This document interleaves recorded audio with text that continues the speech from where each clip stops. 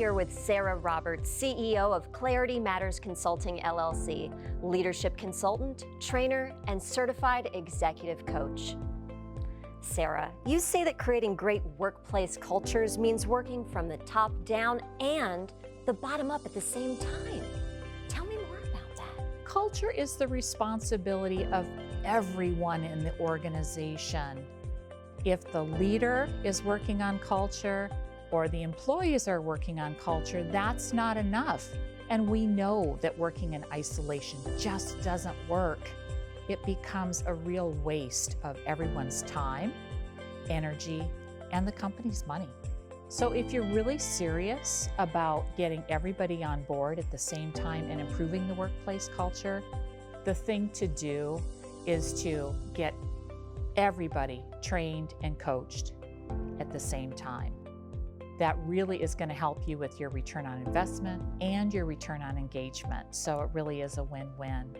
Can you give us an example? So I worked with this wonderful organization, and I say wonderful because they recognize the value of really bringing me in and having me work with everybody at the same time. And it was fantastic. So as a result, what I did is I did a thorough assessment, and I ended up getting the CEO to really understand the impact that they had on everyone in the organization. And I also worked with the leaders who then were able to provide feedback to the CEO and hold the CEO accountable, which was something new. And then, of course, working with the employees to make sure that they were thoroughly bought in and really understood what the culture meant. Interesting. Yeah. So what do you say to organizations that say that they don't have the budget for this kind of approach? Boy, I get that all the time. As a former government employee, I absolutely get the whole budget concern. And I have to say that it really is important, again, to just get everybody on the same page. The reality is that employees have more choices now than ever of where they can work.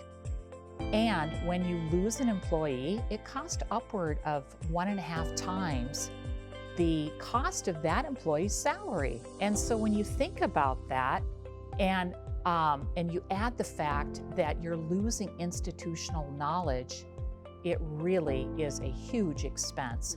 So really what I say to people is, how can you afford not to take this approach, really?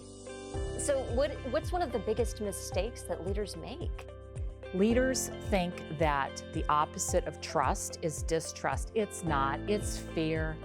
And what I think is kind of funny, really, is that in leadership classes, leaders are often taught that you should just have an open door policy. You know, open your door and people will come. It doesn't work that way. Unless you've built that trust, what happens is that employees are terrified of going in and just popping in on the leader. And so leaders, you've got to get out of your seats. You've got to get out of your offices, whether it's physical or virtual. You have to go meet the employees where they are. How do you create this culture of trust and accountability? You've got to start building trust, and you have to do that by working with the employees. You've got to do this by teaching people and training people that conflict is not something to be avoided, that conflict is actually something that creates innovative results. A lot of people in organizations feel like, I'll just be quiet, put in my hours, and I'll go home. Well, what happens is that you have stagnation. And so this is really about getting people to feel like they can bring their whole selves to work and show up authentically.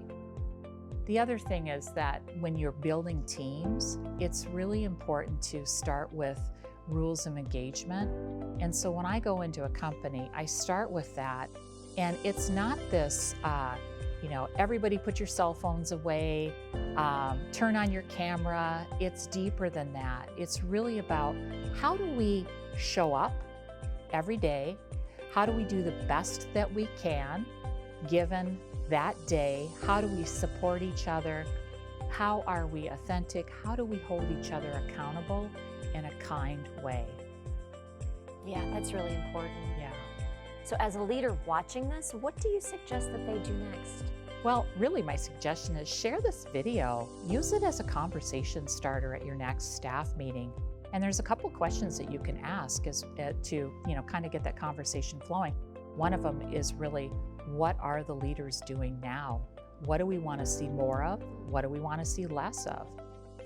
Another great question is, how do we show up? How do we trust each other? How do we hold each other accountable? So Sarah, how do organizations work with you? Contact me and let's get a needs discovery going so that I can see how I can help you. That's great. Sarah, thank you so much for joining me today. Thanks, Ani. It's really been a pleasure.